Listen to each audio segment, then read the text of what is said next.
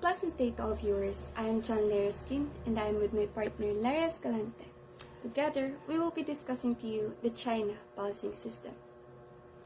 China is the world's second most populous country, with a population exceeding 1.4 billion. It also has the highest number of police officers in the world, standing at about 1.6 million officers in the country's police force. The main police force of China is the PAPF, or the People's Armed Police Force. It is supervised by Ministry of Public Security. The PAPF is primarily responsible for internal security, riot control, anti-terrorism, law enforcement, and maritime right protection. Tortures are quite a thing in China's police investigation, even though under the Chinese law, confessions obtained through torture are supposed to be inadmissible in court. Let us now go with the command organizational structure of the PAP, or the People Armed Police. As you can see, this is the command and organizational structure of People Armed Police.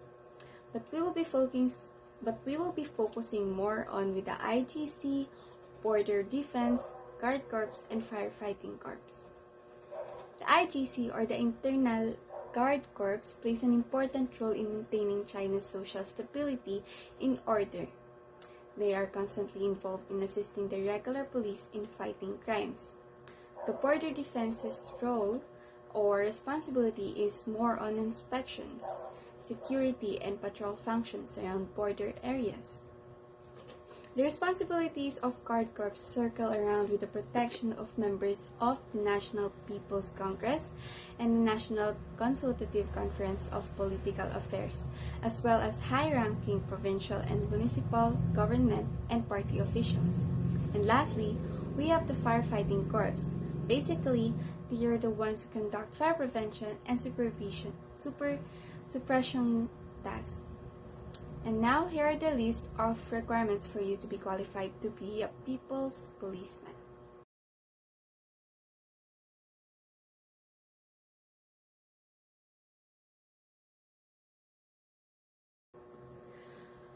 Moving forward, we have the functions and powers of People's Police.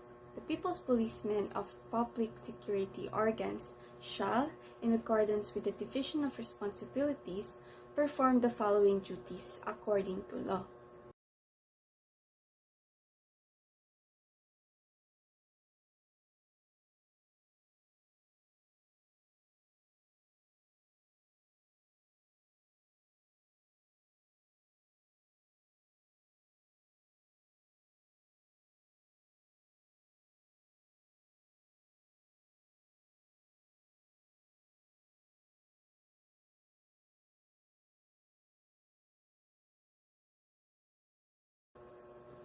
Let us now dive into the police investigation training in China.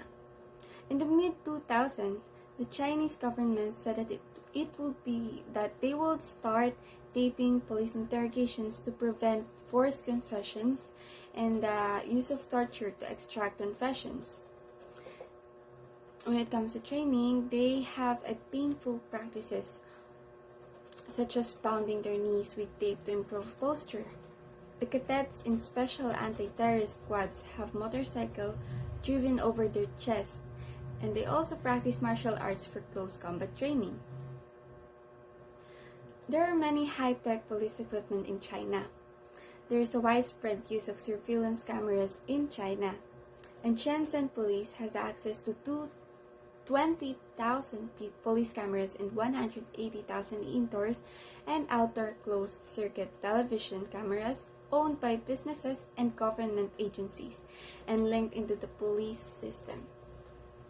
The cameras are guided by sophisticated computer system with software from an American company that can automatically recognize the faces of police suspects and detect unusual activity. They carry satellite positioning equipment on their belts that allow their movements to be tracked on large resolution maps using satellites. When an officer goes indoor and cannot be monitored directly by the satellite, his location can be determined by tracking their cell phones. while Chinese security agencies are now working on a system that allows police to track individuals using their cell phones. When it comes to crime-fighting efforts, China have made anti-crime campaigns that include parading criminals during public stadiums in major cities such as Guangzhou. The Chinese government has periodically engaged in Strike Hard anti-crime campaign that swept up thousands, sometimes thousands, of alleged criminals in their wake, intended to instill a sense of security in the public concerned about the increase in crime that has accompanied economic growth. This campaign commonly results in unlawful arrest and even wrongful execution of large numbers of people. The relatively well-off town in Awadi in Zhejiang decided to build a great wall around the town to keep the thieves out. Basically, the Great Wall of China is to keep the thieves out. Good day, sir. I am Escalante Lereboy and I am here to discuss the Ministry of National Defense, Ministry of Public Security, and Ministry of State Security. First, Ministry of National Defense. This is the top of hierarchy with judicial and public security agencies such as Ministry of Public Safety and Ministry of the State Security. And the current Ministry of National Defense is Li Shangfu. Next is public security. What is public security? It is the principal police authority of the mainland of the People's Republic of China which oversee the day-to-day law enforcement. And the Ministry of Public Security is headed by Wang Xiaohong. The next one is Ministry of State Security. It is headed by Chen Yixin and it's the Chinese government's largest and most active foreign intelligence agency, though it is also involved in domestic security matters. We have here the kinds of police in China. First, we have the PAP, or the People Armed Police. It is founded on June 12, 1982. It deals with domestic disturbance and it acts as riot police and guards government, compounds, and foreign embassies.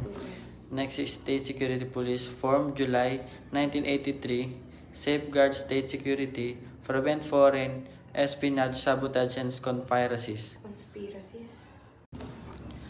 Prison Police. It is the part of correctional arm of the overall police system, stationed in prison and correction units. Quasi-para police or Chengguan operate in many places and hired by officials to help carry out some unpopular actions. And the terms that I said earlier are the Special Police College, who conducts nationwide recruitment once a year, and Central Military Commission, who appoints police in China, and Chinese Armed Force or People's Liberation Army. Civil Service Promotion Examination, basis for regulation of the rank promotion examination for police officer. And now, the ranking system in China. The Commissioner General is the equivalent of our Director General in PNP ranking system, while the Constable second class is the equivalent of Police Officer first in the PNP ranking system. And people's policeman may not commit any of the following acts. First is to spread statements that damage the prestige of the state, to join illegal organizations, to take part in such activities as assembly, procession, and demonstration, and to take part in strikes, and to extort confession by torture or subject criminals to corporal punishment of maltreat them, to unlawfully deprive other people of or restrict their freedom of the person or illegally search a person in his or her belongings, residence, or place, to extort and racketeer or to demand or accept bribes, to beat up another or instigate him to do so. In conclusion, the China policing system is one of the most important actors in the international affairs today. They have a variety of roles in addition to enforcing the law. They are also responsible for maintenance of social stability, and in this sense of policing in China performs not just a law enforcement function but a political function as well.